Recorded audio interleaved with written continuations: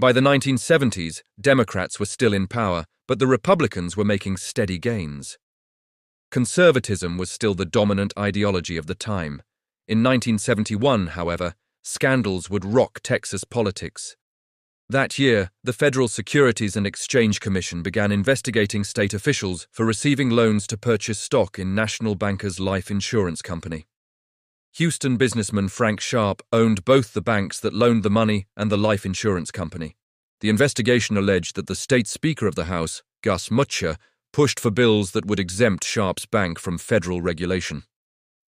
As the investigation progressed, a bipartisan coalition of liberals, Republicans, and independents called the Dirty 30 began a campaign to remove the Speaker from office.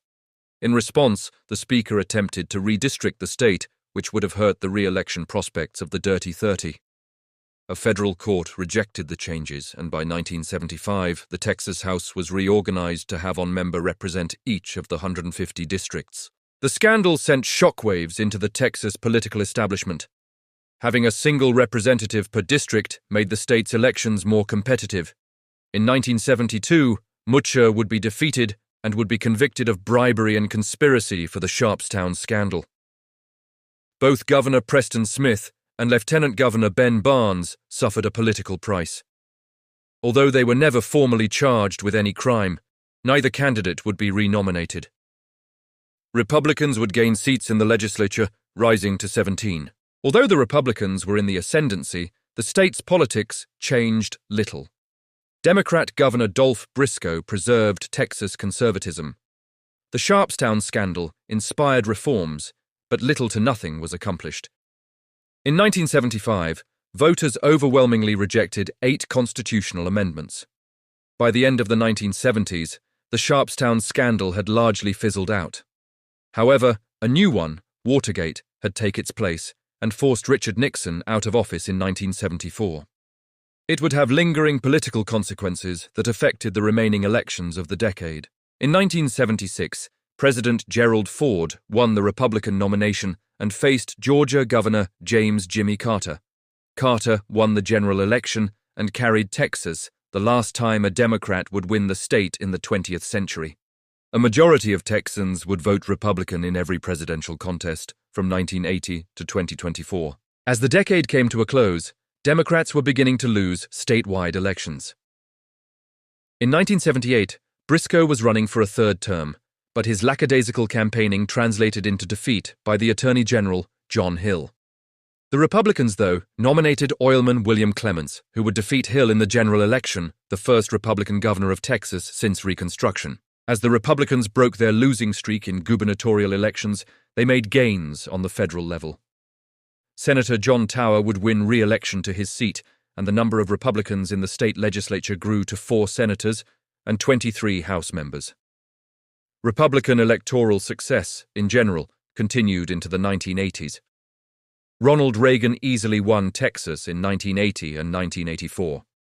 His coattails were long enough to get into down-ballot races, particularly in the U.S. Senate, where Republican Phil Gramm, a former Democrat, won, replacing Tower, who retired. He would go on to be re-elected in 1990 and 1996, retiring in 2002 and being succeeded by Republican John Cornyn, who has retained the seat ever since.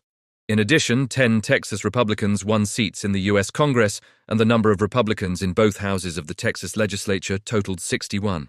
Furthermore, Republicans holding local offices went from 278 in 1980 to 494 in 1986. Despite an overall ascendancy, the early 1980s had some speed bumps for the Republicans. Governor Clements did not have an effective working relationship with the Democratic-controlled legislature. The first legislative session during his tenure passed few of his proposals. He was able to get some legislative success during the second session, most notably passing anti-crime laws. This lack of results would bring about electoral disaster for the Republicans in 1982. In that year, the Democrats nominated conservative Mark White for governor. He was able to defeat Clements, and the Republicans lost other statewide races. Lloyd Bentsen won re-election to the United States Senate, depriving the Republicans from full control of the state's 2 seats in that chamber. Democrats also won senior statewide offices, including the lieutenant governor and attorney general. By then, The Texas Democratic Party had fundamentally changed. It was at that point that the bleeding of conservatives to the Republicans had reached the point that Democrats relied on more moderate and liberal voters, particularly minorities and lower-income voters. The White administration encountered challenges that threatened its agenda. State revenue fell during the recession of the early 1980s as interest rates soared to 15% to combat the inflation that had characterized the period.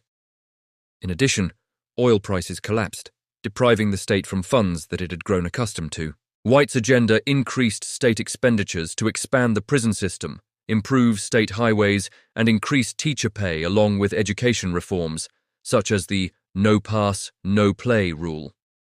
He campaigned on a pledge to not raise taxes, but the state's budget shortfalls made it necessary to break his pledge.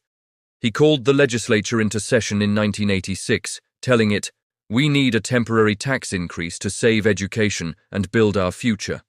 I'll defend it, I'll explain it.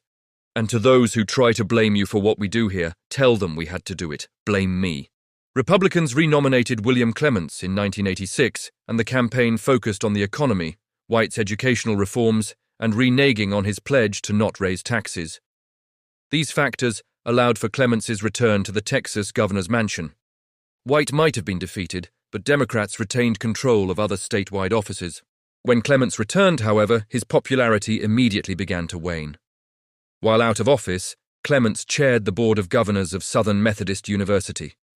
With his approval, the university engaged in a pay-to-play scheme for its football program, violating NCAA rules. This scandal resulted in the association to issue the death penalty. It cancelled the university's 1987 season, and it extended into the next year because the university could not recruit a competitive team. SMU football returned to the field in 1989 with walk-ons and underclassmen. The state's revenues remained insufficient under Clements. Like other post-war governors, he pledged to not raise taxes. The temporary fixes from his predecessor failed to bridge the gap, so the legislature increased taxes by $5.7 billion, the largest tax increase of any state at the time. Scandal, increased taxation, and a broken promise did nothing to help Clements's popularity. Thus, the Democrats had a good showing in statewide elections in 1988. Although Vice President George H.W. Bush had carried Texas in his election to the presidency, he was not able to bring with him the Republican nominee for Lloyd Bentsen's Senate seat. In 1990, Clements would not seek a third term. The Republicans nominated Clayton Williams, while State Treasurer Ann Richards won the Democratic primary. Williams had led Richards as much as 11 points, but his language and behavior alienated voters.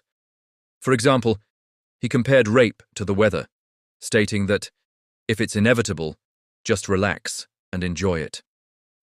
The remark came to define the race and his legacy as newspapers continuously reported on it. At a debate with Richards, he refused to shake her hand.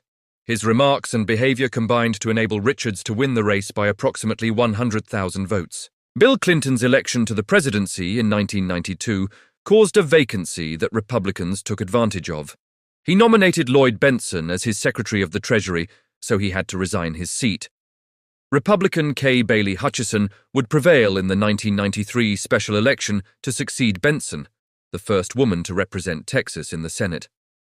For the first time, then, Republicans occupied the state's 2 seats. She would go on to win re-election in 1994, 2000, and 2006.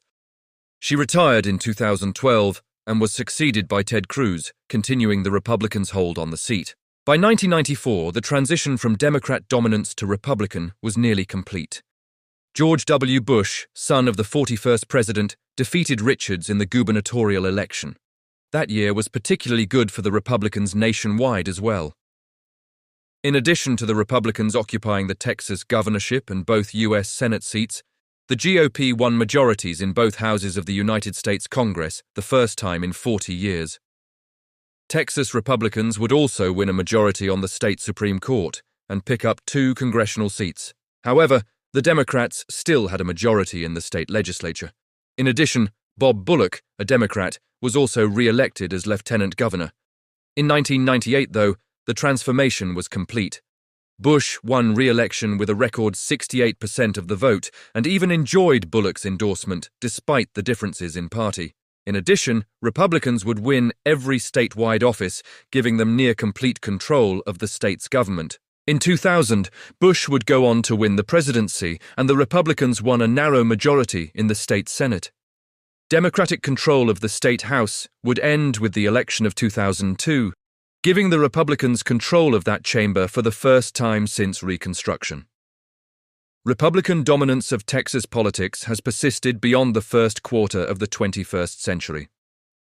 Bush's successor, Rick Perry, a former Democrat turned Republican, would go on to become the state's longest-serving governor ever from 2000 to 2015.